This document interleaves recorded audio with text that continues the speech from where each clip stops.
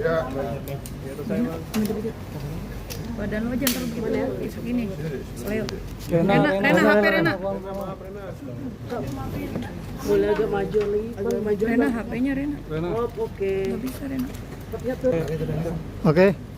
Oke Bang, kedatangannya ke KPI dalam rangka. Pertama-tama kita menyampaikan duka cita atas meninggalnya Nizam Shafii. Atas meninggalnya Nizam Shafii. Ini bukan hanya sekedar persoalan hukum, tapi ini tragedi kemanusiaan seorang ibu yang kehilangan anaknya.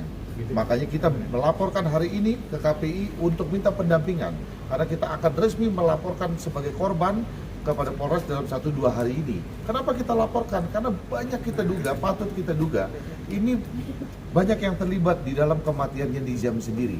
Bahwa ini kita kenalkan, ini adalah Ibu Lisnawati, dia adalah ibunda kandung daripada Nizam. Dan kenapa? Selama 4 tahun nggak pernah ketemu Nizam, tidak diperbolehkan ketemu Nizam. Jadi ketika ketemu Nizam, dia sudah meninggal dunia. Dan perlu kita garis besarkan di sini bahwa perkawinan Bu Lisnawati dengan bapaknya Nizam itu perkawinan siri. Artinya keperdataan melekat kepada ibunya. Bahkan akte kelahirannya pun juga atas nama ibunya daripada Nizam. Kalau boleh tahu berpisah sama suami kapan dan kenapa akhirnya ibu nggak boleh ketemu sama Nizam? Nggak boleh ketemu sama anak. Terakhir ketemu 7 tahun ke belakang, 7 tahun waktu umur 7 tahun. Umur 7 tahun. Waktu umur 7 tahun. Terakhir kenapa nggak boleh ketemu sama Nizam itu kenapa? Karena disangka saya udah meninggal kata ayahnya. Udah segitu aja. Segitu aja. Disebut sama ayahnya ibu udah meninggal. Terus mendengar kabar Nizam meninggal dunia gitu. Dan tahu dari siapa gitu? Dari ayahnya. Sempat dihubungi ayahnya. Bahkan anak saya sakit. Sempat ketemu pada saat anaknya di rumah sakit? Enggak. Kenapa Bu? Karena posisinya jauh, nggak sempat keburu juga. Ibu di mana posisi tinggal? Posisi tinggal saya di Cianjur. Nizam di sekolah ibu. Iya. Tapi selama Nizam dalam dalam pengawasan ibu barunya, ibu sambungnya ini, ibu masih dapat kabar nggak walaupun nggak pernah ketemu? Enggak pernah. Jadi komunikasinya diputus oleh pihak bapaknya Nizam dengan alasan? Saya udah meninggal, nggak tahu kenapa. Maksudnya dari bapaknya Nizam bilang ke Nizam bahwa ibu kandungnya sudah nggak ada. Ya. Bu, kenapa? Bu, kan sebelumnya juga pernah dilaporkan juga ya terkait Kekerasan. setahun yang lalu kalau saya nggak salah, dan itu sepakat damai. Nah, ini memang sering terjadi adegan seperti itu bagaimana? Itu juga saya kurang tahu yang setahun ke belakang. Bu, Klaim bahwa dibilang PR sendiri ibu berinya Nizam kan bilang tidak melakukan penyiraman air panas, tidak tidak memaksa Nizam minum air panas, itu tanggapan itu seperti apa? Mudah-mudahan ada bukti titik terang aja.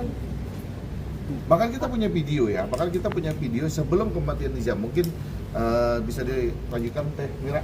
Ya, jadi kita mendapatkan bukti-bukti baru itu dari video-video yang ada pada saat Nizam itu sebelum dibawa ke rumah sakit. Jadi pada saat dia sudah parah sekali di rumah dan ada pembiaran tidak diperiksa segera ke rumah sakit. Jadi ada 2 hal yang di sini yang bisa sebetulnya penyidik tarik, yaitu satu, bahwa Nizam pernah mengalami KDRT, pemukulan, dan sudah dilaporkan oleh bapaknya, tetapi dicabut kembali, berdamai, berjanji ibu tirinya yang itu untuk tidak melakukan lagi, ternyata melakukan lagi. Yang kedua adalah pada saat dia sekarat atau koma di rumah sakit sebelum meninggal, dia menunjuk itu ibu tiri itu yang melakukan ini, di sini dipukul, dicopotin air panas begitu. Nah, orang yang sedang sakit keras dan umur segitu nggak mungkin kan dia mengarang cerita.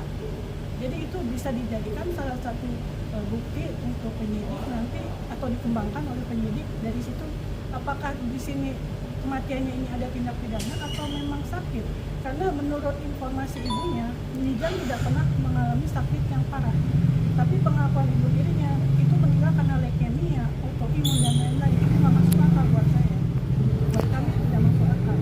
Artinya tetap kita menunggu hasil otopsi dari Jakarta, karena dari Rumah Sakit Bayangkara hasil otopsinya itu kan baru sebagian. Jadi ada organ-organ tubuh di dalam tubuh Nizam itu yang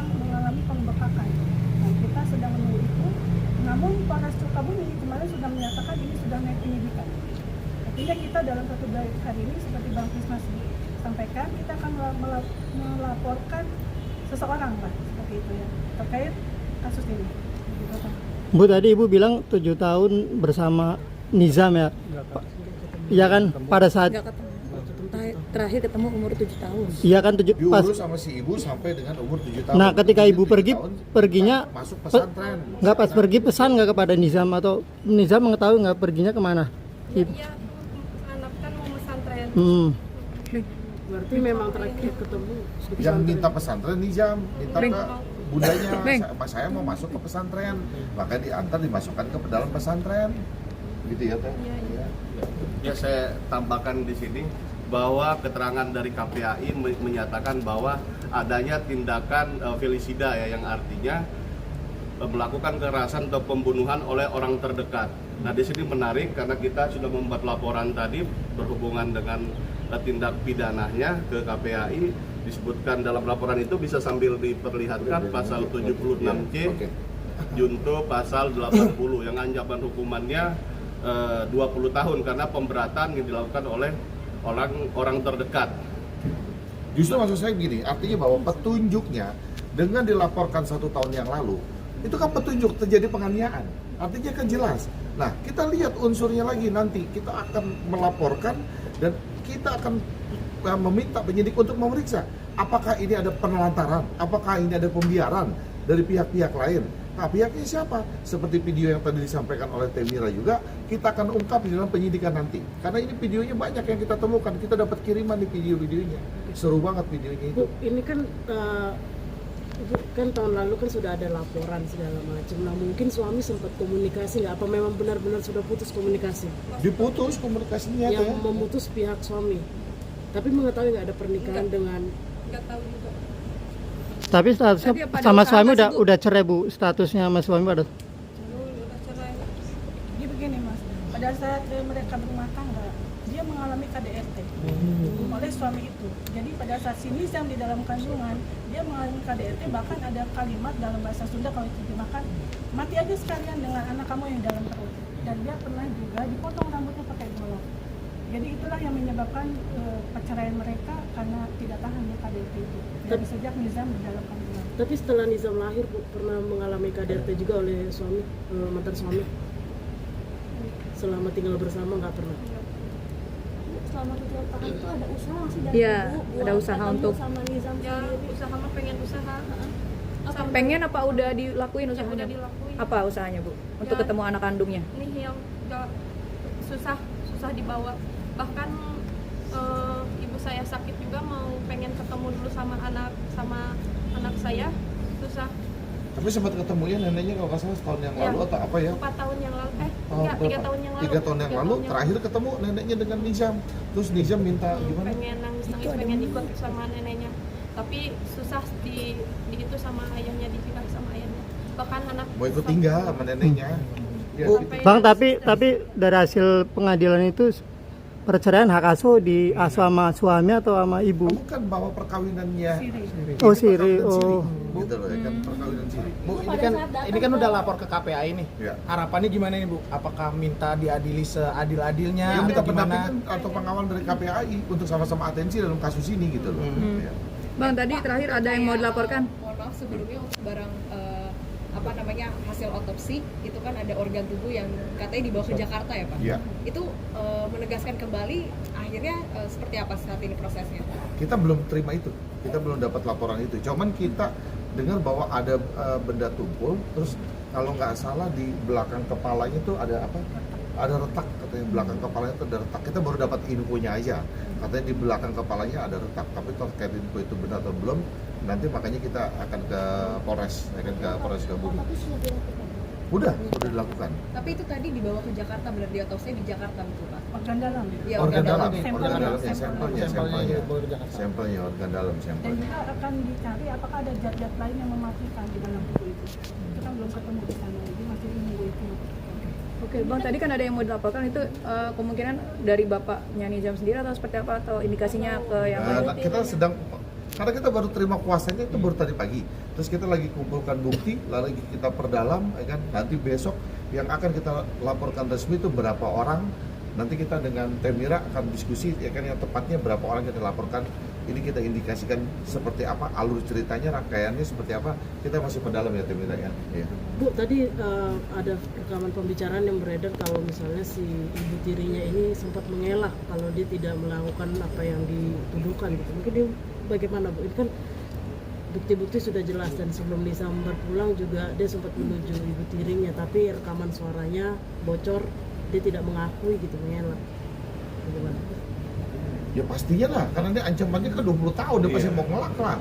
Ya kan, hak dia lah, ya kan, bahwa ini kan ancamannya tinggi, ya kan sebisa mungkin dia, ya kan apa yang dia lakukan dia tidak mengakui kan sebisa mungkin dia akan melakukan itu. Yang pasti haknya dia sih. Gitu. dari Polres sudah naik penyidikan. Nah, naik penyidikan artinya dua alat Sudah bukti, ada. ya kan buper, ya kan bukti permulaan sudah terpenuhi, artinya seperti itu. Tapi kemungkinan juga nggak Bang, suaminya juga akan turut terseret juga gitu. Kan apalagi Kita lihat nanti hasil expose kecil di tim kita, kita lihat bahwa ya kan kita bedah dulu, terus besok kita laporkan resminya berapa orang terlapornya, kita putuskan malam ini hasil udah expose kita. Bu, tapi Apa selama berbeda antara yang di Sukabumi sama yang di Jakarta ini? Kita lapor ke Sukabumi. Iya, Polres Sukabumi. Kalau kemarin itu kan Polres Sukabumi belum mendapatkan laporan secara resmi. Cuman karena ini kasusnya sudah menjadi viral, maka penyidik akan berinisiatif, Kapolres berinisiatif untuk menangani permasalahan ini.